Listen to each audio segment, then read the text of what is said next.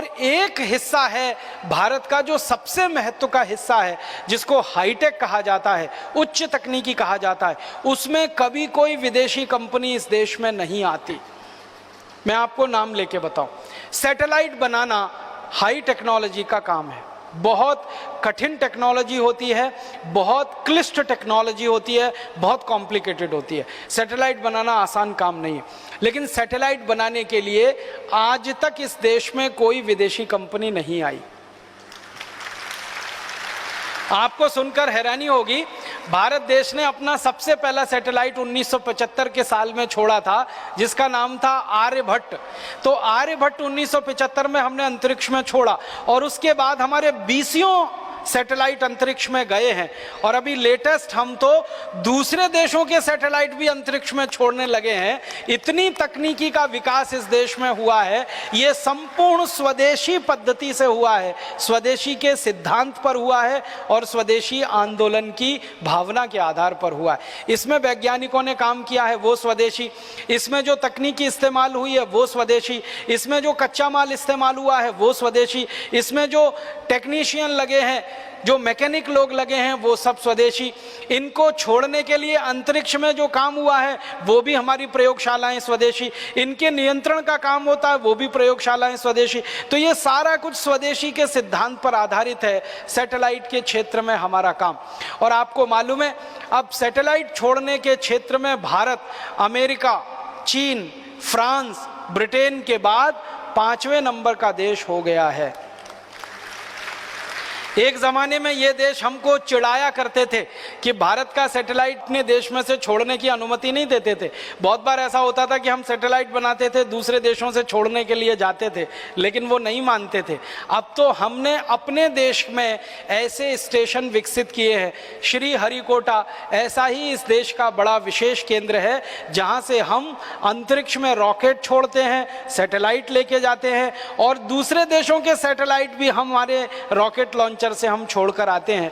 इतनी तरक्की और इतना विकास इस देश में हुआ पिछले 30 वर्ष में, तो सिर्फ स्वदेशी की ताकत और स्वदेशी के सिद्धांत पर हुआ है। एक और उदाहरण देता हूं, मिसाइल बनाने की जो टेक्नोलॉजी है ये संपूर्ण स्वदेशी है, भारत में विकसित हुई है।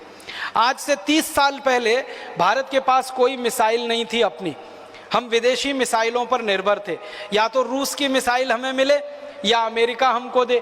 लेकिन 30 साल से इस देश के वैज्ञानिकों ने, विशेष रूप से DRDO के वैज्ञानिकों ने रात दिन मेहनत और परिश्रम करके मिसाइल बनाने की स्वदेशी तकनीकी विकसित की।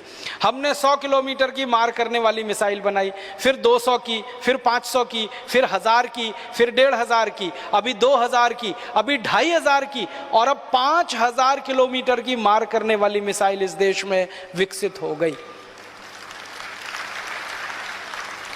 और जिन वैज्ञानिकों ने ये पराक्रम किया है, जिन वैज्ञानिकों ने ये परिश्रम किया है, वो सारे वैज्ञानिक बधाई के पात्र हैं। उनका हम सबको बहुत सम्मान करना चाहिए कि विदेशों से बिना एक पैसे की तकनीकी लिए हुए संपूर्ण स्वदेशी और भारतीय तकनीकी पद्धति से उन्होंने मिसाइलें बनाकर दुनिया के सामने एक आदर्श प्रस्तुत किया। जिन वैज्ञानिकों ने ये सारा पराक्रम किया, सारा परिश्रम किया, महत्व की बात उनके बारे में जो ये है कि वो सब यहीं पैदा हुए, यहीं बढ़े, यहीं पढ़े और यहीं रिसर्च किया और इतना ऊंचा उन्होंने स्थान दुनिया के सामने भारत का स्थित करवा दिया। आप जानते हैं डॉक्टर APJ अब्दुल कलाम हमारे देश के मिसाइल का जो प्रोजेक्ट चला उसके पितामह माने जाते हैं। हिंदुस्तान के मिसाइल की तकनीक का इतना ज़्यादा स्वदेशी विकास हुआ डॉक्टर अब्दुल कलाम जैसे वैज्ञानिकों की रात दिन मेहनत और परिश्रम का है। और एक तीसरा उदाहरण देता हूँ, आज से 50 साल पहले तक सारी दुनिया भारत का नाम लेके चिढ़ाती थी कि भारत के पास कोई परमाणु बम नहीं और परमाणु बम हो भी नहीं सकता है। भारत के एक वैज्ञानिक को यह बात तीर की तरह से चुभती थी, उनका नाम था डॉक्टर भाभा, होमी जहांगीर भाभा। उनको ये तीर की तरह से चुभती थी कि भारत क्यों नहीं परमाणु बम बना सकता, दुनिया के वैज्ञानिक कर सकते हैं तो हम क्यों नहीं ये काम कर सकते। और उन्होंने सपना देखा और उनके सपने में दूसरे वैज्ञानिक एक एक करके शामिल हुए और वो वैज्ञानिकों के परिश्रम पराक्रम का कमाल देखो, उनके अभिक्रम का कमाल देखो कि भारत ने सारी दुनिया के सामने सिद्ध कर दिया कि हम परमाणु बम भी बना सकते हैं और ज़रूरत पड़ने पर उसका परीक्षण भी कर सकते हैं। और परीक्षण हमने कर दिया। आप जानते हैं सबसे पहला परीक्षण 1974 में किया, श्रीमती गांधी के समय में, और उसके बाद 3 परीक्षण उसके बाद हमने किए। और हमने ये परमाणु परीक्षण करके सिद्ध कर दिया कि अमेरिका या फिर फ्रांस या तो फिर ब्रिटेन या तो फिर रूस या तो फिर चीन जैसे देशों के पास जो परमाणु हथियार हो सकते हैं, वो भारत के देश के पास भी परमाणु हथियार हो सकते हैं। और परमाणु हथियार हैं हमारे पास, ये वैज्ञानिकों ने बनाकर दुनिया के सामने सिद्ध किया। इतना ही नहीं, उन परमाणु हथियारों को हम मिसाइलों पर लगाकर अंतरिक्ष में लेके जा सकते हैं और जरूरत पड़ने पर उनका अंतरिक्ष में उपयोग कर सकते हैं। ये सिद्धि भी हमारे वैज्ञानिकों ने अभी हासिल कर ली है, और यह भी संपूर्ण स्वदेशी की ताकत पर हुआ है, संपूर्ण स्वदेशी के आग्रह पर हुआ है।